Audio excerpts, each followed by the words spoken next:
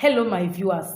You're welcome to Frank NutriFacts YouTube channel where we discuss only about healthy lifestyles. On today's episode, we're going to be talking about how to know that a child has an eye problem. And I've decided to talk about this because I've noticed that most times when patients bring their children to, complain about one eye condition or the other, most times they don't even have total idea of what has happened or when it has happened. And that is very, very bad. Some you ask them and they will be like, I didn't even know that was a problem.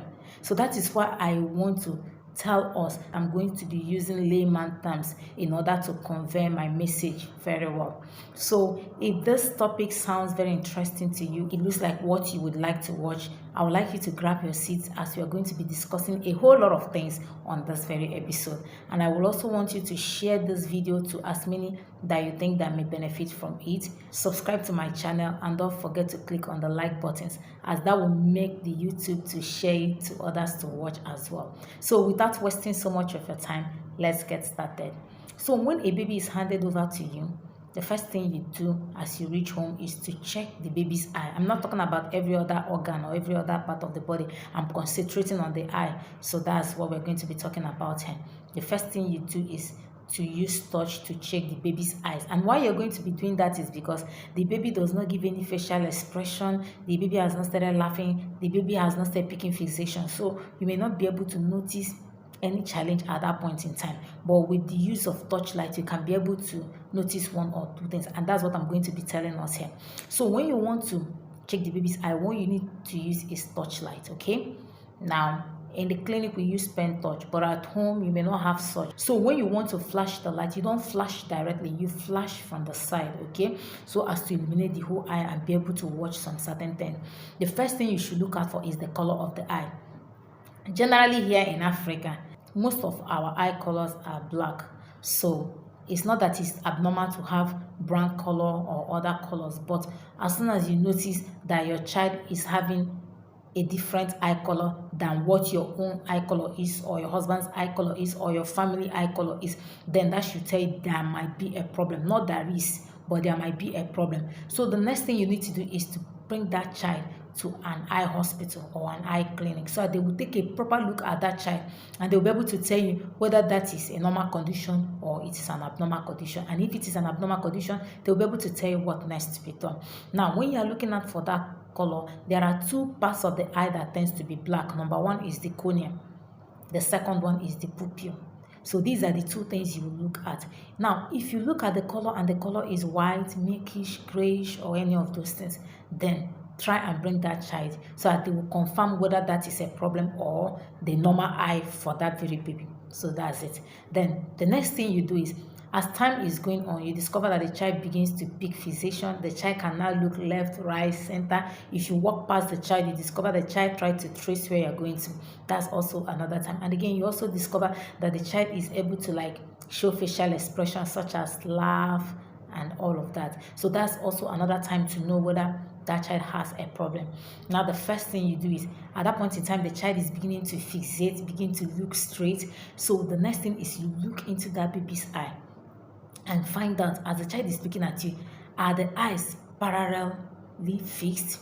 Are the both eyes looking straight, or is one deviating to one corner or the other? These are the things you need to look out for.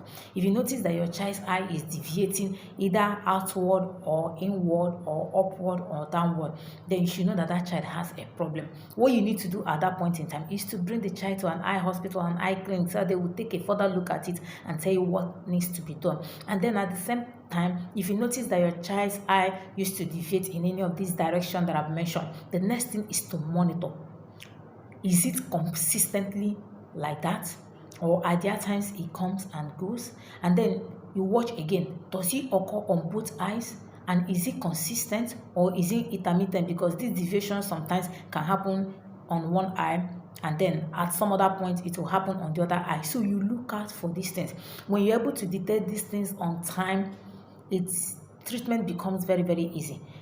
maybe with glasses and all of that prisms, that may correct it. But if you bring the child very late, you discover nothing may be done. Maybe it could be surgical intervention that may take care of that, or even nothing at all. So that's why you have to start early to check your baby's eye, to discover if there are any of these abnormalities. Okay, before I get to the next step, another thing you need to do, because some people say, how do I get my child to focus? It's very, very easy. That time you're playing with your child, maybe you're dangling one colorful something in front of the child, you watch out to know how the eyes are fixating. Just as simple as that. Then another thing again you need to do is to check whether the muscles of your baby's eye are functioning very well.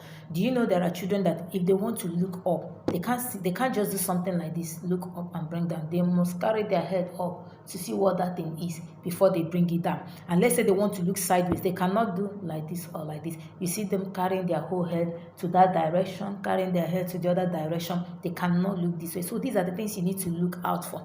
Okay, so we call it ocular motility, if the eye is able to move around. So how you're able to detect that is you also bring something very colorful that will attract that child, and then you dangle it in front of that child, and then you dangle it and take it up, and then you watch how your child is able to react with it. Can the child manage to do like this, or is the child trying to carry the whole head up? So these are the things you need to find out. If the child has the ability to roll the eye up, roll down, and roll both ways, then that means all the muscles of the eye are functioning properly. But if you notice that the child cannot roll the eyes, the child only carries the head about in order to be able to see anything, then that should let you know that that child has a problem. And then the next thing you do is to bring the child to the hospital so that an examination will be done, and whatever is the problem will be identified and problem solved. Okay, then the next thing again is, as the child is coming up more and more, you discover the child begins to pick interest in watching baby movies, cartoons, and the rest of them. Then the next thing you do is watch out how the child watches television. Does the child want to go very close to the television to watch, or does the child sit from afar and is comfortable watching it? These are the things you need to find out. Most parents do not know that their children has visual problem until when they have registered the child to the school. It's the teacher that is not telling them, this your child does not see well, which is very, very wrong. You are supposed to be the one to note that, and not the teacher. So how do you know it? When you play that interesting cartoon that your child is watching, watch the child. Does the child want to fall into the television? And some children do that because of how interesting they find that movie or that cartoon. So what you need to do to be assured that this child is not seeing well is, each time you see that child go close to the television, tell the child to go back, or carry the child back to the seat where you keep your chairs, and then watch. You can also try to sit with the baby and see if the child is still finding it very interesting. If you keep that child there and the child comes down and goes back to the television, that should be a signal to you that this child is not seeing very well.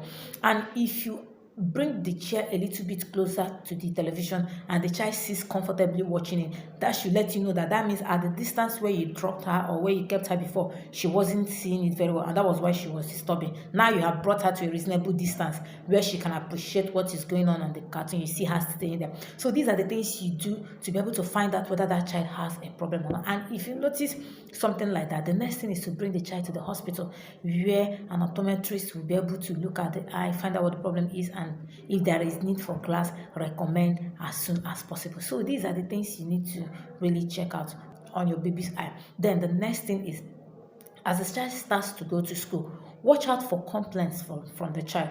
The child may tell you things like, "Mommy, my eyes are paining me." Find out. If a child tells you, "My eyes are paining me," take that child to the hospital. Most of the time, that eye pain has to do with the eye. Okay, and most times if a child tells you, "My head is paining me," it may be that what he's trying to say is, "My eye is paining me," or maybe that head pain is as a result of reading, okay, or doing tasks. So once you notice that, bring that child to the hospital. Now, if you notice that your child is bringing out tears unnecessarily, it's not that the child is crying, if you just discover that the child is bringing out tears, bring the child immediately. All these things have one thing or the other they are pointing to. So do not assume it will go. Bring the child. At least with pain of consultation, a doctor will be able to see it, find out what it is. You have already begun the journey of solving the problem. At least know what the problem is. Then you now know that the problem is how to raise money to treat the situation. So that is what it is. So these are the things you really need to watch out for Okay, and then listen for conversations like maybe if your child tells you something like somebody hits her eyes or something like that, do not take it lying down. Most children have developed traumatic cataract or even glaucoma just because there was a contusion, because just because there was an impact on the eye, and they told their parents and their parents neglected that. So these are the things you really watch out for. If you are able to do this part, then be rest assured that you have done all your responsibilities and your child's vision will be preserved. So this is all I have to say on this episode. If you find this very topic very interesting, then I would like you to make some comments so I will read it. I so much enjoy reading some of the comments that people make because it helps me to prepare other topics that will be of interest to every one of us. So till I see you next time, bye for now.